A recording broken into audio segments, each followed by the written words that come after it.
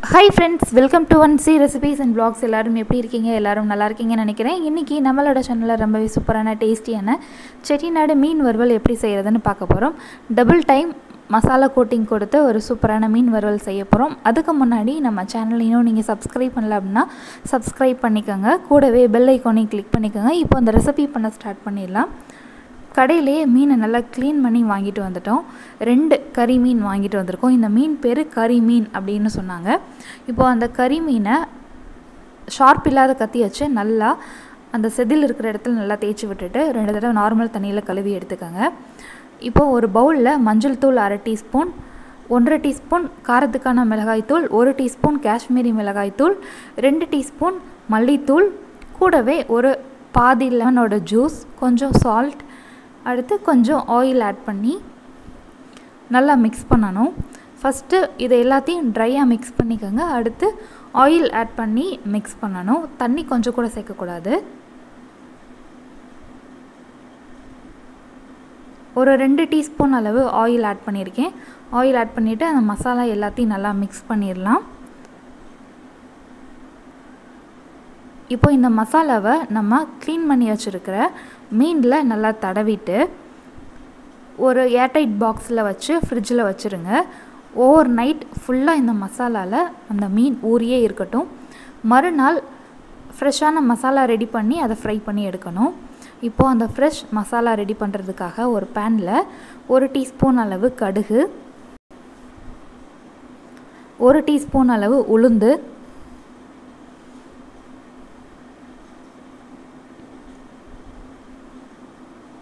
1 teaspoon அளவு கடலைப்பருப்பு,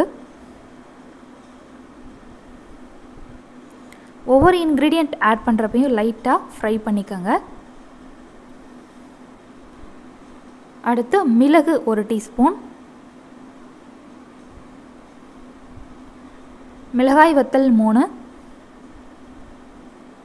காரத்துக்கு ஏற்ற மாதிரி ஆட் பண்ணிக்கலாம். ஏற்கனவே நம்ம மிளகாய் தூள் ஆட் பண்ணி மசாலாவில் மிக்ஸ் பண்ணி அந்த மீன் ஊறிட்டுருக்கு, அதனால் 3 மிளகாய் வத்தல் ஆட் பண்ணியிருக்கேன். அடுத்து 2 கொத்து கருவேப்பிலை ஆட் பண்ணி இதை எல்லாத்தையும் நல்லா ட்ரை ரோஸ்ட் பண்ணிக்கலாம். லைட்டாக அந்த ஸ்பைசஸோட ஸ்மெல் வந்தோடனே இங்கே ஃப்ளேம் ஆஃப் பண்ணிடுங்க. ஃப்ளேம் ஆஃப் பண்ணிவிட்டு அதை நல்லா ஆறின பின்னாடி பவுடராக அரைச்சி எடுத்துக்கோங்க. இப்போது நம்ம வாழை இலையில் அந்த மீனை வச்சு ஃப்ரை பண்ண போகிறோம். அதனால் வாழை இலையை லைட்டாக ஹீட் பண்ணிக்கலாம். ஸ்டவ் ஆன் பண்ணிவிட்டு இந்த மாதிரி லைட்டாக அந்த தீயில் காமிச்சிங்க அப்படின்னா அந்த இலையோட கலர் மாறுது பாருங்கள். இந்த மாதிரி லைட்டாக வாட்டி எடுத்துக்கலாம். இந்த மாதிரி ஹீட்டில் வாட்டி எடுக்கிறனால அந்த இலையை நம்ம கட்டுறப்ப கிளியாது. அதனால் இந்த மாதிரி பண்ணிக்கிறது ரொம்ப நல்லது. இப்போ ஃப்ளேம் ஆஃப் பண்ணியாச்சு. இப்போது ஃப்ரிட்ஜில் இருந்து அந்த மசாலா தடவின மீன் 1 மணி நேரத்துக்கு முன்னாடி நான் எடுத்து வச்சுட்டேன். நம்மளோட ஃப்ரெஷ் மசாலா பவுடரும் ரெடி, இலையும் ரெடியாக இருக்குது. இப்போது இந்த மசாலா பவுடரில் அந்த மீனை நல்லா பிரட்டி எடுத்துட்டு இதை வாழை இலைக்குள்ளே வச்சு ஆயிலில் ஃப்ரை பண்ணி எடுக்கணும். அவ்வளோதான். வாழை இலையில் தான் ஃப்ரை பண்ணணும் இல்லை, ஆயில் ஆட் பண்ணி நம்ம நார்மல் தோசை தவா இல்லாட்டி பேன்லேயே ஃப்ரை பண்ணி எடுத்துக்கலாம். எனக்கு வாழை இலையில் அந்த மீனை ஃப்ரை பண்ணி சாப்பிட்டா அதோடய ஃப்ளேவர் எப்படி இருக்கும் அப்படின்னு தெரிஞ்சுக்கணுன்னு ரொம்ப ஆசை. அதனால் வாழை இலையில் வச்சு அந்த மீனை ஃப்ரை பண்ணி நாங்கள் எடுத்திருக்கோம். உங்களுக்கு வாழை இலை கிடைக்கல அப்படின்னா, உங்களுக்கு வாழை இலையில் வச்சு அந்த மீனை ஃப்ரை பண்ணி சாப்பிட்றதுக்கு பிடிக்கல அப்படின்னா நார்மல் தவாவில் ஆயில் ஆட் பண்ணி அந்த மீனை ஃப்ரை பண்ணி எடுத்துக்கலாம். இப்போது அந்த இலையை 2ஆக கட் பண்ணி எடுத்திருக்கேன்.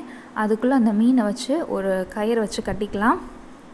கயிறு இல்லை அப்படின்னா அந்த வாழை இலையில் இருக்கிற நடுவில் ஒரு தண்டு இருக்கும் பார்த்திங்களா, அதை லைட்டாக கிழிச்சிங்க அப்படின்னா அதுவே ஒரு நார் மாதிரி வரும். அந்த நாரை கூட வச்சு கட்டிக்கலாம். நான் அந்த கயிறை ரிமூவ் பண்ணிவிட்டு அந்த வாழை தண்டில் இருக்கிற நார் வச்சு கட்டியிருப்பேன் கொஞ்சம் நேரம் கழித்து. இப்போது ஒரு பேன் வச்சுருக்கேன். பேன் நல்லா ஹீட் ஆன பின்னாடி அதில் ஒரு 3 டீஸ்பூன் அளவு ஆயில் ஆட் பண்ணியிருக்கேன். மீன் ஃப்ரை பண்ணுறதுக்கு ஆயில் ரொம்ப தேவைப்படாது. கொஞ்சம் எண்ணெயிலே மீன் நல்லா ஃப்ரை ஆயிரும். இப்போது அந்த வாழை இலைக்குள்ளே வச்ச அந்த மீனை அந்த தவாவில் வச்சு 5 மினிட்ஸ்க்கு ஒரு தடவை பரட்டி விட்டோம் அப்படின்னா மீன் சூப்பராக ஃப்ரை ஆயிரும்.